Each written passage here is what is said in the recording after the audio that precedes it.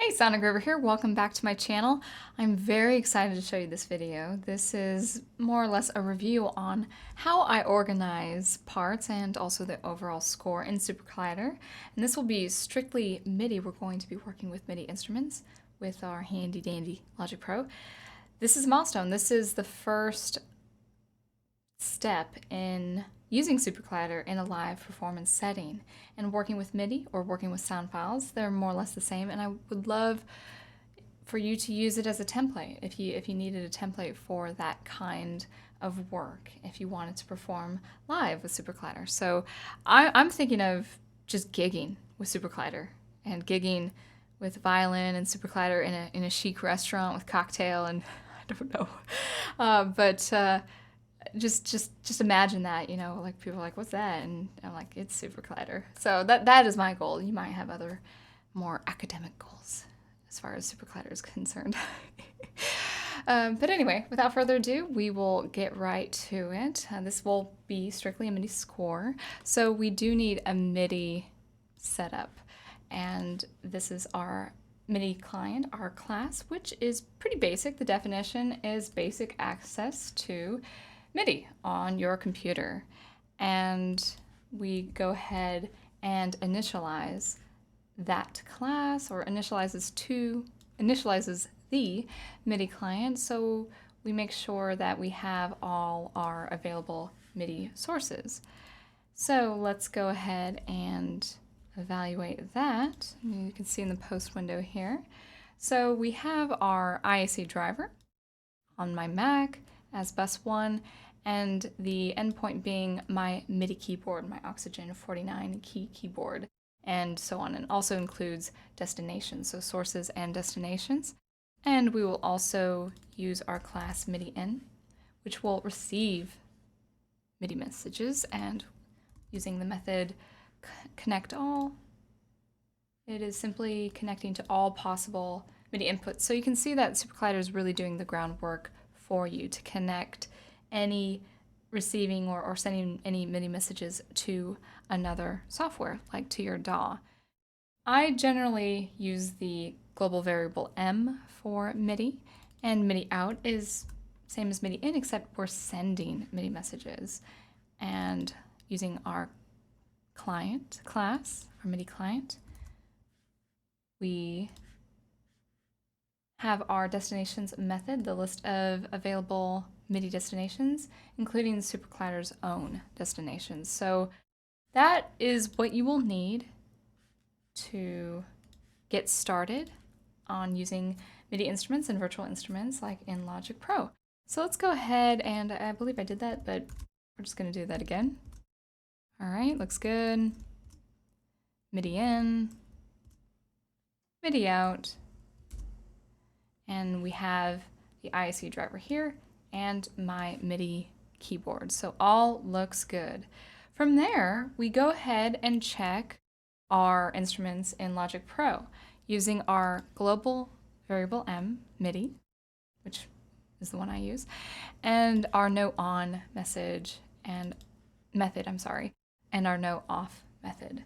So with no on, we have our channel number starting at the 0th value, that's the first value in the list, followed by 53, which is the MIDI value, the MIDI number value for this particular kick with my Logic Pro instrument, which I will show you shortly, and 64 being right smack in the middle between 0 and 127, so that's the velocity. That's more of a mid-range in volume there. And no off. So let's go ahead, before we just check our instruments here on the SuperCollider side, let's go ahead and check our Logic Pro tracks. I have 3, 1 kick, ride, and percussion, all the same, Epic Electro. So this is based in Logic. You can get this in Logic's default library, and I just modified it just a little bit. So let's go ahead and just run this, see what it sounds like.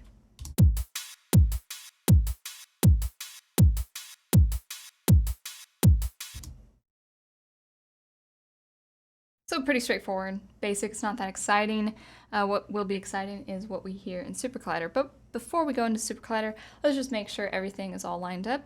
Command 0 will take you to the MIDI environment window. So I have kick here, that is my instrument 1, I set it to MIDI channel 1. Remember, MIDI channel 1 in Logic Pro is the same as MIDI channel 0 in SuperCollider. Logic Pro goes from 1 through 16, I believe, and SuperCollider will go from channels 0 through 15. SuperCollider always counts 0 first. And our ride is instrument 2, channel 2, and instrument 3, channel 3. And everything looks connected with my channel splitter and my physical input. Let's go ahead and make sure we have everything in SuperCollider. All right, so the first channel, that first track, 0, 53, this is my kick sound. Sounds great. It's not 60, this would be 60 or middle C. So this is very specific to the kick. And I had to hunt and peck a little bit here because for most of the drum machines I've seen, the kick usually falls on C, like C2 or, let's see, like C1. But I can barely hear that, so I didn't use that kick. So I had to hunt, like, okay, where is this kick? Oh, wait, that's the perk. All right, so kick 2. That's the one I wanted, but it's not C. So this is value 48, 49, 50, 51, 52, and 53. And that's how I came up with that value for SuperCollider. And not that this is necessary, but I'm just going to go ahead and evaluate no off, just to have that be gone. And let's go to our channel 1, which is our second track, and I have 51 to be the ride.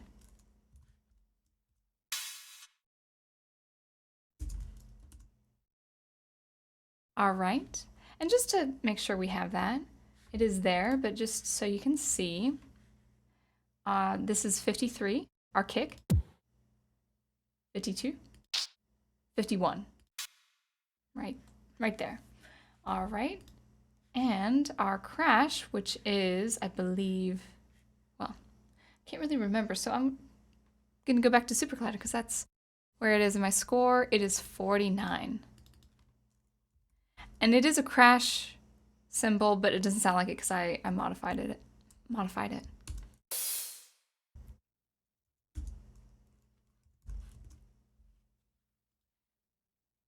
Oh, actually, I didn't change the channel, but I will right now. This is track 3 in Logic. It's the same because it's the same instrument. It is using the Epic Electro, so that's why changing the value without changing the channel was you didn't hear a difference because it was using the same instrument. So if you were using different instruments, as you can see here, the channel would be its separate instrument. But I'm using the same instrument for this rhythmic section. All right, so let's have some, or no, latency. And I love this. I don't really need it right now because I'm not recording anything. I'm not recording things that require playback in Logic. This will all be done in SuperCollider. What you hear will not be played back by Logic or recorded in Logic. You will hear it in Logic, but it will be primarily done in SuperCollider. So this might not be necessary. You won't hear stuck notes, and there are no long synths, no long ambient synths going on, so you won't really have stuck notes anyway, even if you were to record in Logic. However, I just like this. So this command period added to all MIDI values from 0 to 127. And using this argument n, you can trigger no off for when it has finally released. Sometimes with longer instruments, Logic will just keep some MIDI data, and the note will therefore be stuck. So not quite necessary, but I just like to have it. This is really, really handy for playback in Logic. So there you go. All right, so we'll get to the tempo shortly, but let's go ahead and look at the score parts. So before I set it to an overall score, just to troubleshoot and tweak different instruments, see if I like, you know, what's happening in the dur key and all that, I like to keep every instrument in its own block of code so I can evaluate it. So every instrument has a P bind def, every track has a P bind def, and as you can see, each in their own block of code to be evaluated. Now this is more or less copy and paste, with a few exceptions, but what you must have with a P bind def using MIDI is the type, that type key, and include MIDI. The MIDI command key, include note on. MIDI out using our global variable or any name you give it. And definitely the channel key. In this case, 0 being my kick. Also very important for P bind def or any pattern classes to have its own separate title. So my kick, my ride, and my perk. All right, and then finally the MIDI note key. That's also very important. So 53 being that very specific kick sound. After that, it's pretty much the same for any MIDI instrument or any sound file with a dur key, an amplitude key, attack, a release, also sustain if you will. I'm not going to bother changing the attack or release for these instruments in particular because they have a very short release. So changing the values, I've noticed, really doesn't do anything. These are modified after all. You can use this instrument in Logic, going back to it, the Epic Electro, but I have changed a few things with this instrument. So, all right. So let's go ahead and listen to our kick instrument only. I have a P-seek with 2 P-seeks. The kick will be running 4 times, times 3, and a little bit of rests inserted on that 4th run. So let's hear it. It would help if I ran the tempo clock.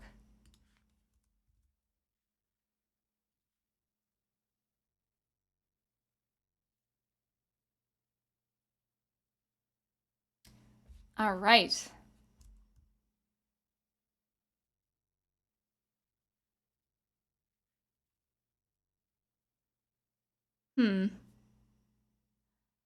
Well, let's, you know, I had this trouble. So I was doing some testing and we're going to exit out of here. So 1 second, bear with me.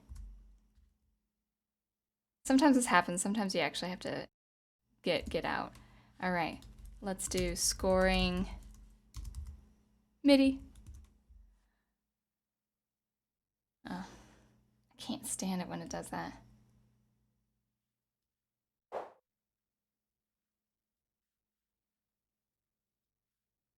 All right. We're gonna try this again.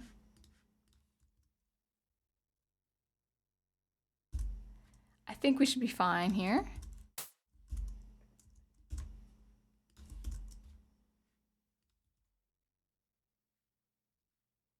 Oh. And start the tempo. Let's hope this works.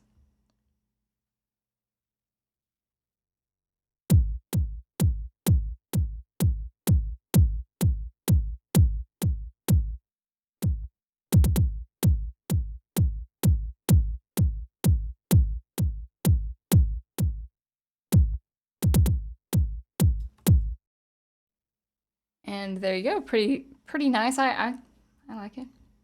It's got some impact. All right, let's do our ride, which, as you can see, another P-seek of 2 P-seeks, and it's going to start with a rest. So it's offsetting, not really offsetting, but it is on the weaker beat. The kick is on the strong beat and the ride is on the weaker beat.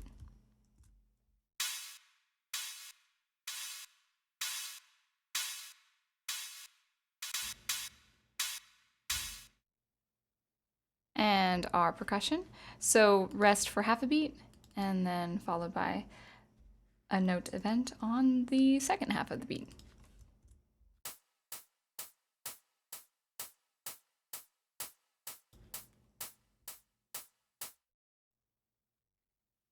All right, so that was pretty good. All right, so now we're just going to combine all those parts and create one giant block of code. So this will be our rhythmic section. Let's be sure that the channel numbers are lined up respectively to the Logic Pro MIDI environment window. So channel 0, channel 1, and channel 2. All right, this should be good. We've got our MIDI values in order. Or correct. They are correct.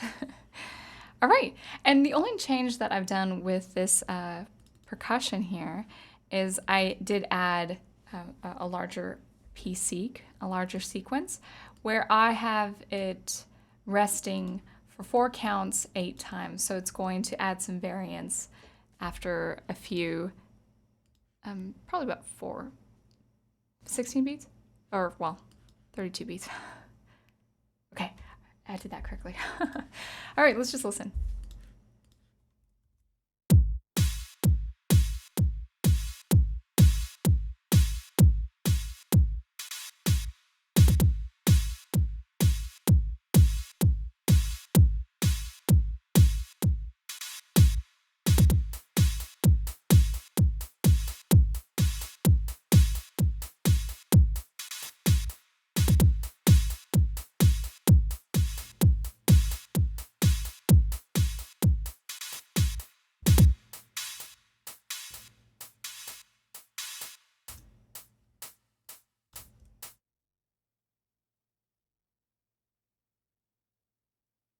And we'll go ahead and stop our tempo clock.